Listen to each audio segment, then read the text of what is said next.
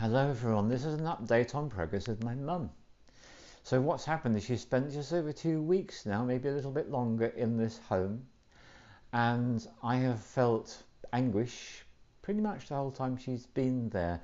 And it wasn't until I started doing my detailed research for the restoring of the broken brain, and I realised the things which I knew already, such as follows. The foods which are brain poisons and are going to exacerbate all the many mental illnesses you could suffer from, whether it's anxiety or depression or Alzheimer's or dementia or ADD or ADHD or autism, whichever of these mental illnesses a person's suffering from, there are certain things that we can consume which is going to make it much worse, and I could argue probably caused it in the first place. Yes, that's right. So I'm talking about sugar.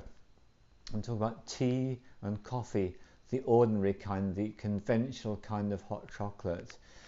Those hot drinks that people drink. I'm talking about cakes, biscuits. I'm talking about sandwiches made from white bread with cheese in there. So the dairy, the conventional dairy, right? So what I'm aware of is that a lot of the things that she's being given in this home are making things worse. All the things I want to give her, she's being prevented from happening because of protocols about the way the home is run. They can't get permission, so she can't have any of the things which she needs to make herself better. And I've accepted it in a state of agony and anguish because I've been telling myself she's got the social contact there. I'm seeing the photographs the home's producing to give me an idea that she's having some good experiences there. There's some value to her being there. There's some value to the quality of life. And then it really hit me yesterday. I got this intuitive sense that it can't be right. And so I've made a load of phone calls today. I've spoken to Joyce herself, of course.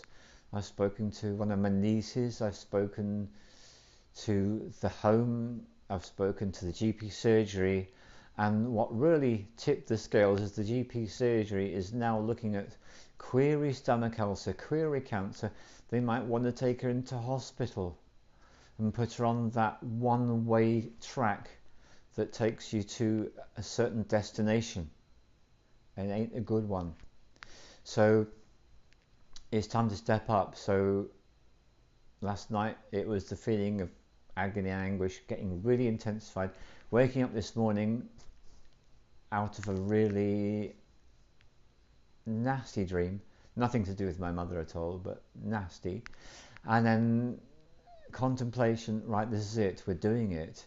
So we're leaving today. So I woke up this morning and it's tonight we'll be in her home, her flat, and tomorrow morning I'll be pressing on the bell of the home and we'll be taking her to her home, and we'll be able to give her all the things that she needs to get better. We'll be having on all the right foods. And what was so noticeable and noteworthy is that as long as she stayed there in the home being offered this food which is substandard and actually making things worse, the less she wanted to eat. Well, that was a bit of a clue, wasn't it? So she's been losing a lot of weight.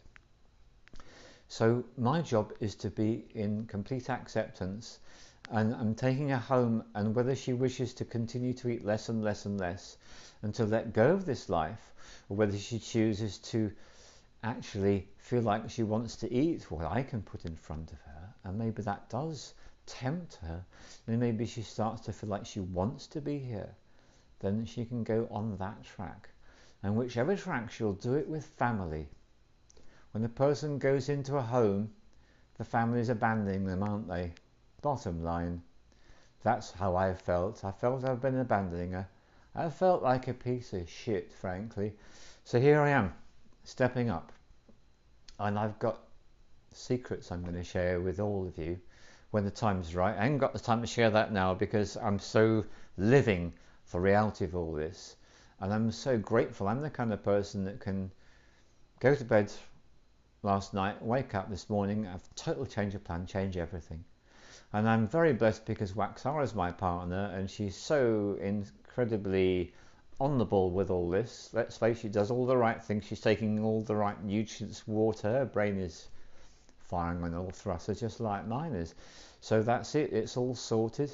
The person she's arranged to take over from her in the medium term future is going to take over just like that. And that's one of the things, a little hint. When life starts to move fast and you start to find everything opening up and closing up in accordance with that choice, that's wonderful. Thank you very much. Great love to you all.